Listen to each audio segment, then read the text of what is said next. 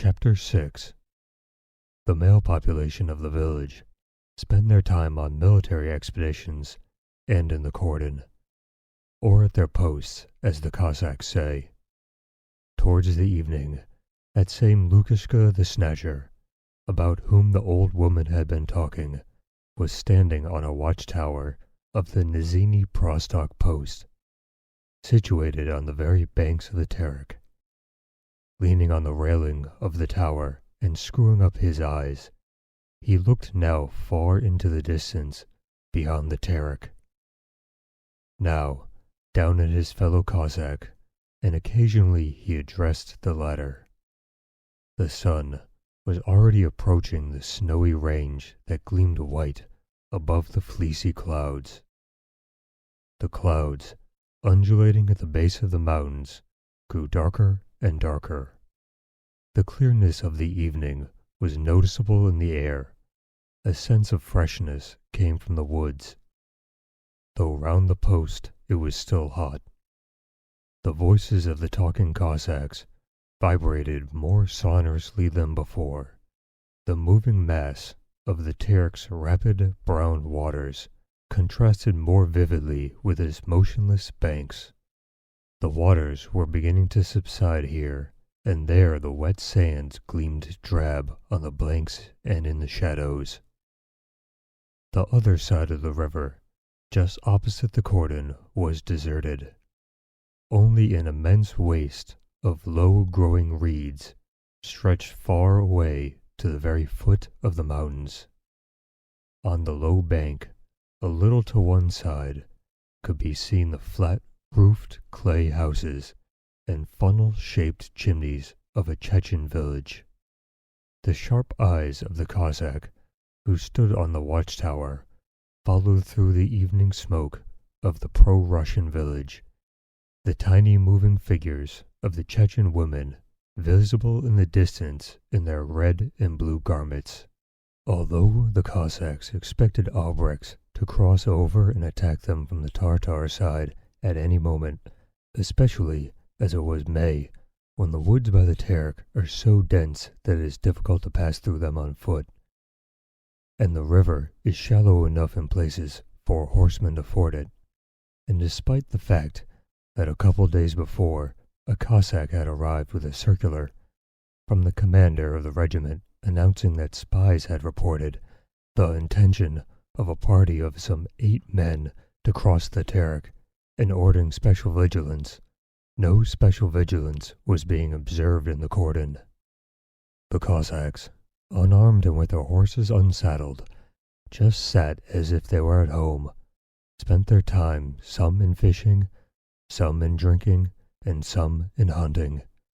Only the horses of the man on duty was saddled, and with its feet hobbled was moving about by the brambles near the woods. And only the sentinel had a Circassian coat on, and carried a gun and a sword. The corporal, a tall, thin Cossack, with an exceptionally long back and small hands and feet, was sitting on the earth bank of a hut, with his beshmet unbuttoned. On his face was the lazy, bored expression of a superior, and having shut his eyes, he dropped his head upon the palm first of one hand and then of the other. An elderly Cossack, with a broad, grayish-black beard, was lying in his shirt, girdled with a black strap, close to the river, gazing lazily at the waves of the Terek as they monotonously foamed and swirled. Others, also overcome by the heat and half naked, were rinsing clothes in the Terek, plaiting a fishing line, or humming tunes as they lay on the hot sand of the river bank.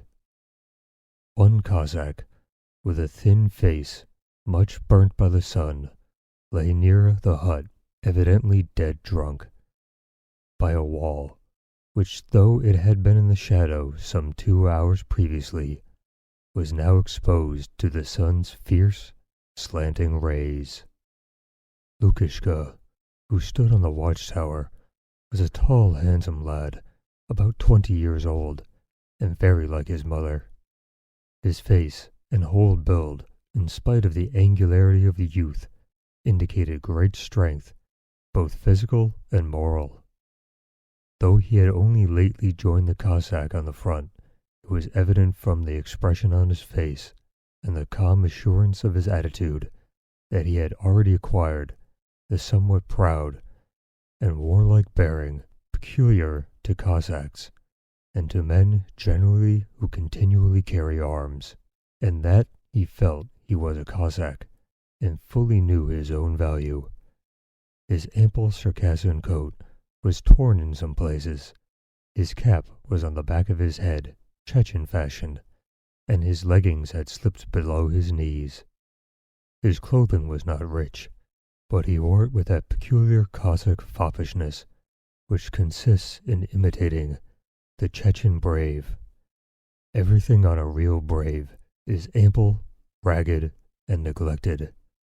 Only his weapons are costly, but these ragged clothes and these weapons are belted and worn with a certain air and matched in a certain manner, neither of which can be acquired by everybody, and which at once strike the eye of a Cossack or a hillsman. Lukashka had this resemblance to a brave. With his hands folded under his sword and his eyes nearly closed, he kept looking at the distant Tartar village. Taken severally, his features were not beautiful, but anyone who saw his stately carriage and his dark, brown, intelligent face would involuntarily say, "What a fine fellow!" "Look at the women.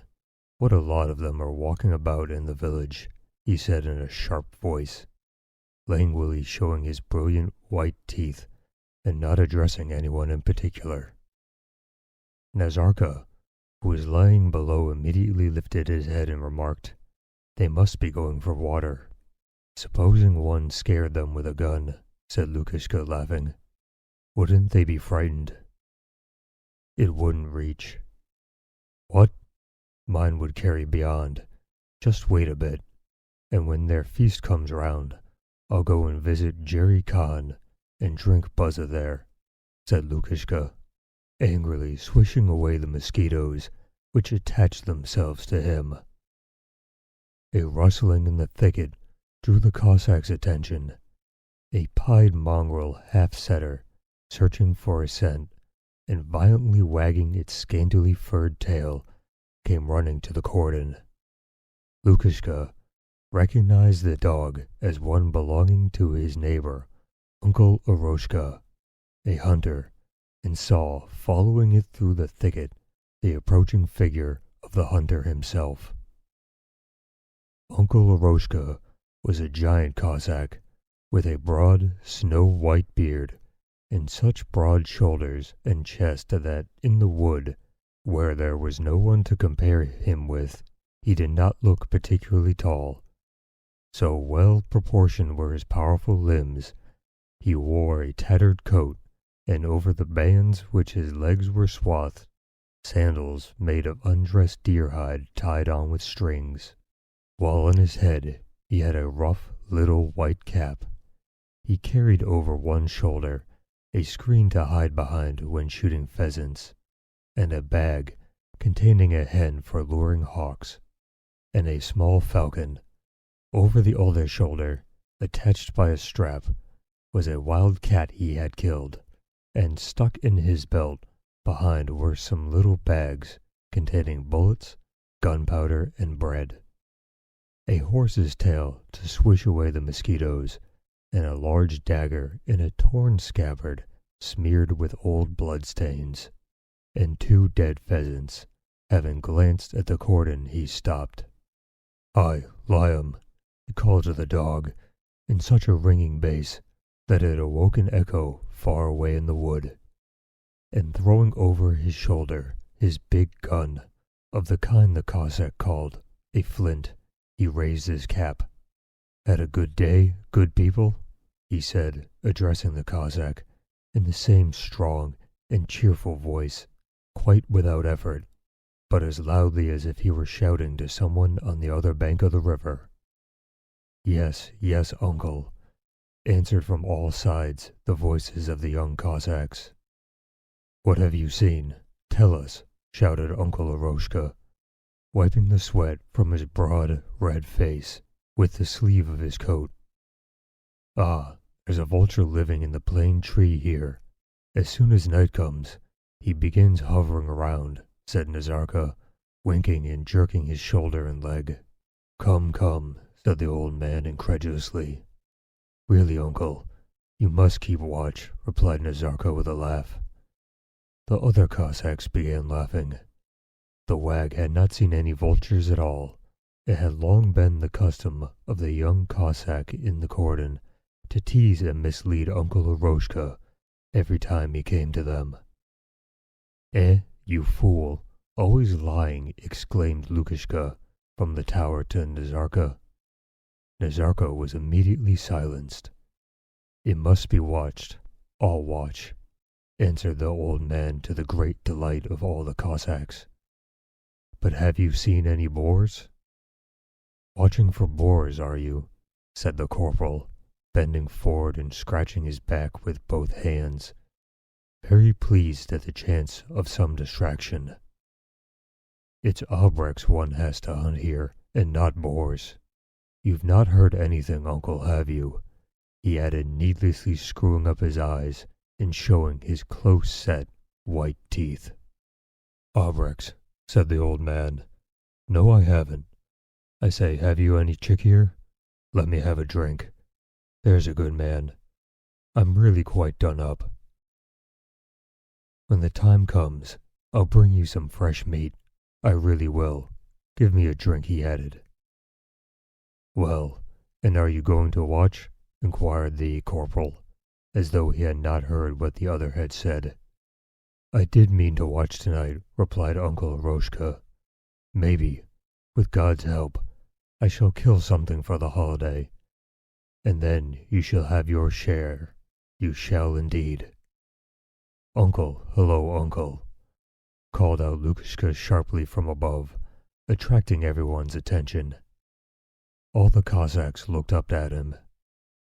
"Just go to the upper watercourse. There's a fine herd of boar there. I'm not inventing, really.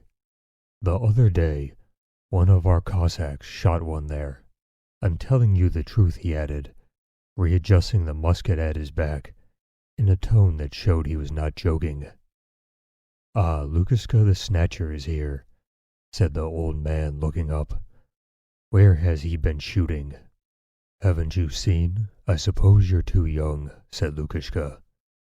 "Close by the ditch," he went on seriously with a shake of his head. "We were just going along the ditch, when all at once we heard something crackling, but my gun was in its case.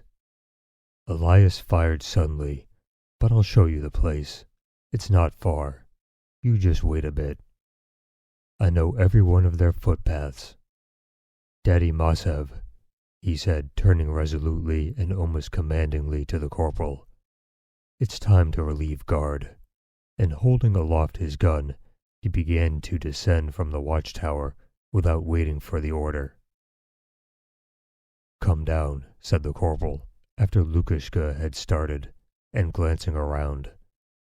"It's your turn, Gurga. Then go. True enough, your Lukashka has become very skillful," he went on, addressing the old man. "He keeps going about, just like you. He doesn't stay at home. The other day, he killed a boar."